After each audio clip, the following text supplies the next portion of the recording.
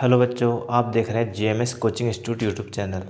ये हमारी अध्याय 9 त्रिकोणमिति के अनुप्रयोग इसकी 4th क्लास है। इसमें हम इसके महत्वपूर्ण ऑब्जेक्टिव पर डिस्कस करेंगे। ऑब्जेक्टिव को किस तरह से सोल्व करते हैं वो आपको बताएंगे। इसके पहले हमारी 3 क्लासें हो चुकी है। इसमें इस चैप्टर के पूरे आईएमपी क्वेश्चन हमने करवा दिए जो बोर्ड एग्जाम 2023 से 24 के लिए महत्वपूर्ण थे, वो करवा चुके हैं।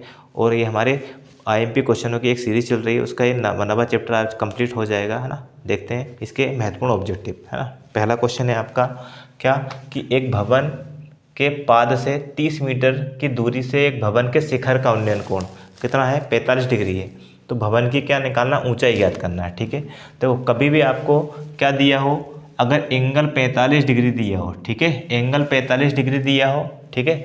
अगर आपसे क्या दिया, देखो ये भवन के पाद से 30 मीटर की दूरी पर भवन के शिखर का उन्नयन कोण 45 डिग्री है, तब भवन की ऊंचाई निकालनी है। ऊंचाई या दूरी दोनों में से कोई सी भी चीज़ अगर पूछे और अगर आपको एंगल 45 डिग्री दिया है, मतलब इस तरह से आपका चित्र बन सकता है अगर हम बनाए तो, ठीक है ना, ये ठीक है।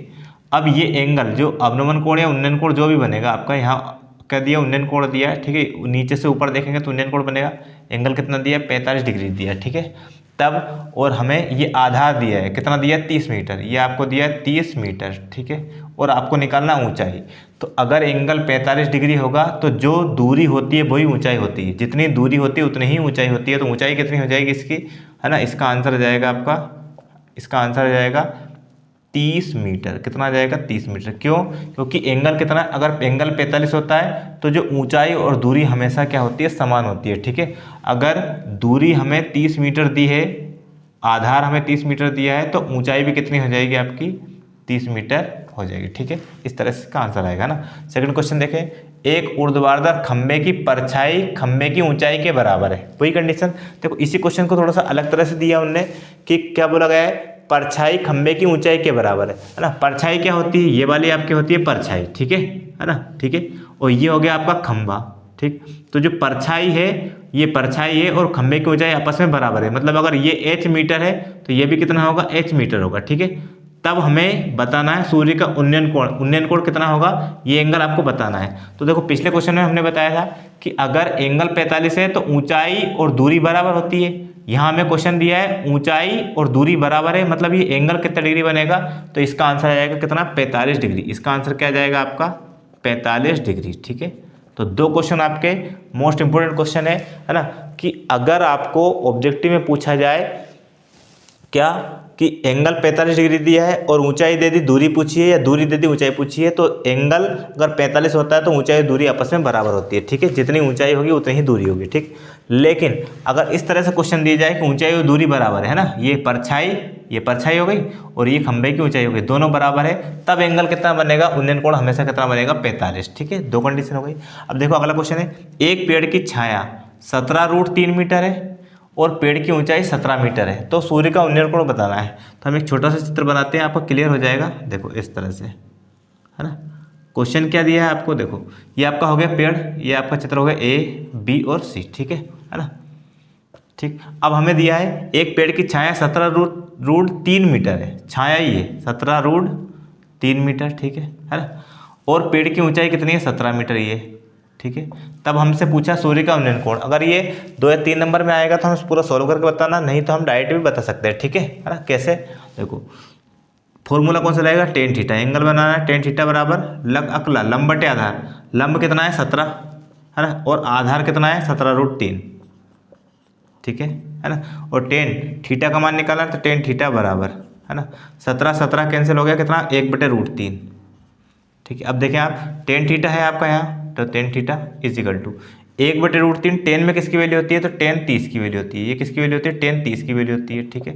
तो टेन से टेन आपका कैंसिल हो जाएगा, तो थीटा की वैल्यू कितनी हो जाएगी आपकी, 30 डिग्री। कितनी हो जाएगी, 30 डिग्री, है ना। तो उन्नयन कोण कितना डिग्री होगा आपका, 30 डिग्री, मतलब ये एंगल कितना होगा आपका, 30 डिग्री होगा, ठीक है। ये हो गया थर्ड क्वेश्चन।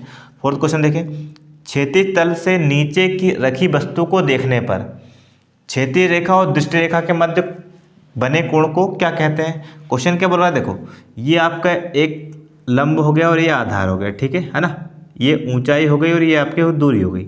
अब क्वेश्चन समझना क्या बोला है, क्षैतिज तल से नीचे रखी वस्तु, मतलब वस्तु क्या है ये, ठीक है, नीचे रखी है हो ना, और वस्तु को क्षैतिज रेखा और दृष्टि रेखा के मध्य बने कोण को, ठीक है। तो वस्तु कहाँ नीचे की ओर है, नीचे की ओर है, तो हम अगर देखेंगे तो कौन सा कोण बनेगा वो आपसे पूछा है, और किस किस के बीच, क्षैतिज रेखा और दृष्टि रेखा। देखो दृष्टि रेखा हो गई ये वाली, क्यों, देखो अगर यहाँ से हम देख रहे हैं, ठीक है, यहाँ से अगर हम देख रहे हैं तो ये आपके, है ना, आंख से वस्तु को जोड़ने वाली रेखा क्या कहलाएगी, आपकी दृष्टि रेखा कहलाएगी।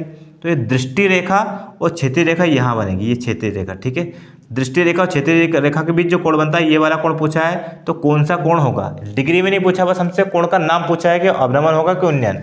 तो देखो ऊपर से नीचे देख रहे हैं, तो आपका इसका आंसर क्या जाएगा, इसका आंसर आ जाएगा अवनमन कोण, ठीक है। क्या जाएगा, अवनमन कोण, ठीक है ना। अब दूसरा क्वेश्चन, सेकंड क्वेश्चन देखो, क्षैतिज तल से ऊपर रखी वस्तु को क्षैतिज तल से देखने पर, मतलब देखो यहाँ से देख रहे हैं अभी, है ना, तो क्षैतिज रेखा और दृष्टि रेखा के बीच जो कोण बना कौन सा कहलाएगा, अवनमन, क्योंकि ऊपर से नीचे देख रहे हैं। अब यहाँ क्या है, वस्तु कहाँ ऊपर की ओर रखी हुई है ना, मतलब आपका इस तरह से चित्र बनेगा। ये देखो यहाँ से आप देख रहे हैं, है ना, ये हमारी आंखें हो गई, ठीक है, और यहाँ पर रखी आपकी वस्तु, इसके पहले इसमें वस्तु कहाँ रखी थी, यहाँ रखी थी, ठीक है। तो ऊपर से नीचे देख रहे हैं तो अवनमन कोण, और नीचे से ऊपर देख रहे हैं, ठीक है। तो देखो ये तो हो गई आपकी दृष्टि रेखा, ठीक है, और ये आपकी हो गई क्षैतिज रेखा, इनके बीच जो कोण बनता है इसका मान पूछा है, इसमें यहाँ इसका मान पूछा था, तो ये अवनमन कोण था।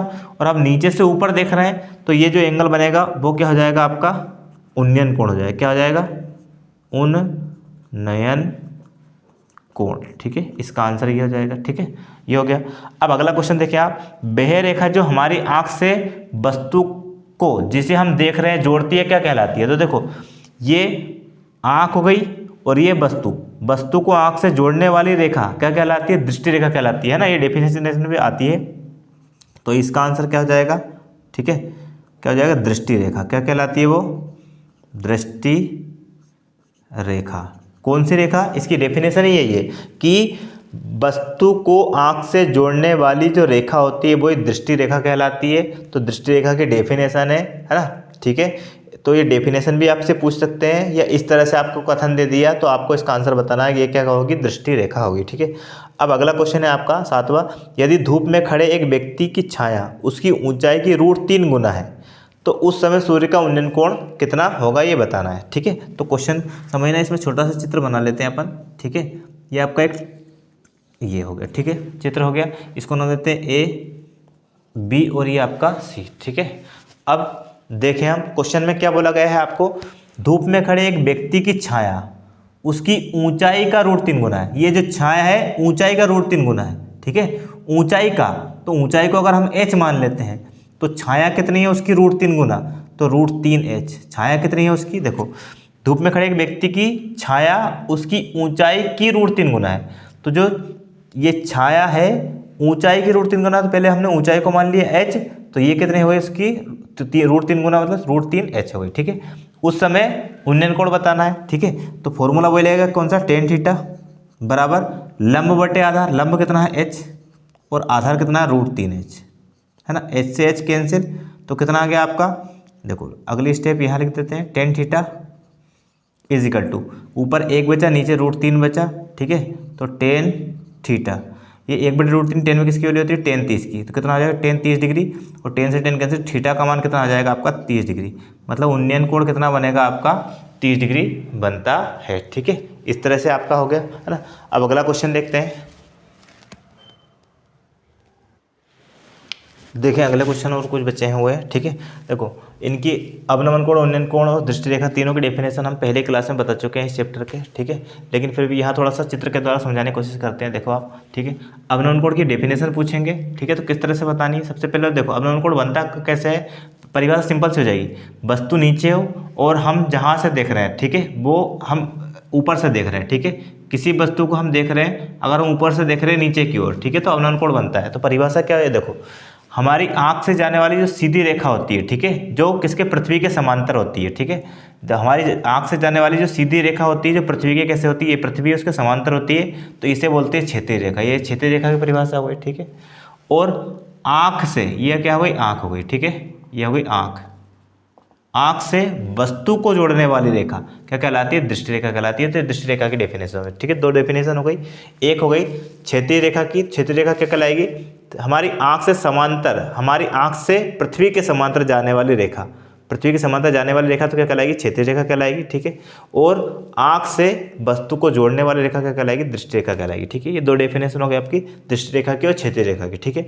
अब अभिनवन कोण की डेफिनेशन पूछेंगे, है ना, परिभाषा पूछेंगे तो किस तरह से लिखेंगे हम कि यदि जिस वस्तु को हम देख रहे हैं वो वस्तु आंख से नीचे की ओर स्थित हो, मतलब जो वस्तु जिसे हम देख रहे हैं वो वस्तु हमारी आंख से नीचे की ओर स्थित हो, तब दृष्टि रेखा और क्षैतिज रेखा के बीच जो कोण बनता है वो क्या कहलाएगा? आपका अवनमन कोण कहलाता है। सिंपल सी परिभाषा है कि जब वस्तु आंख से नीचे की ओर स्थित हो तब दृष्टि रेखा और क्षैतिज रेखा के बीच जो कोण बनता है वो क्या कहलाएगा? आपका अवनमन कोण कहलाता है। ये डेफिनेशन हो गई अवनमन कोण की, ठीक है। अब उन्नयन कोण की बात करते हैं। तो देखिए आप, अब हम देख रहे हैं यहाँ से, मतलब हमारी आंखें यहाँ, ठीक है, आंखें नीचे की ओर और वस्तु है ऊपर की ओर, ठीक है। ये आपकी हो गई आंख, है ना। तो जिस वस्तु को हम देख रहे हैं अगर वो हमारी आंख से ऊपर की ओर स्थित हो, ऊपर की ओर स्थित हो, तब दृष्टि रेखा और क्षैतिज रेखा के बीच जो कोण बनता है वो कहलाएगा? आपका उन्नयन कोण कहलाएगा। ये उन्नयन कोण की डेफिनेशन हो गई, ठीक है ना। फिर अगली डेफिनेशन आपकी दृष्टि रेखा की। तो दृष्टि रेखा की डेफिनेशन हमने अभी बताई है कि आंख से वस्तु को जोड़ने वाली रेखा दृष्टि रेखा कहलाती है, ठीक है। ये डेफिनेशन हो गई दृष्टि रेखा की, ठीक है ना। और क्षैतिज रेखा की देख लो नीचे सबसे लास्ट वाला कि वह रेखा क्या कहलाती है जो हमारी आंख से सीधे भूमि के समांतर जाती है। देखो ये हमारी आंख है ना।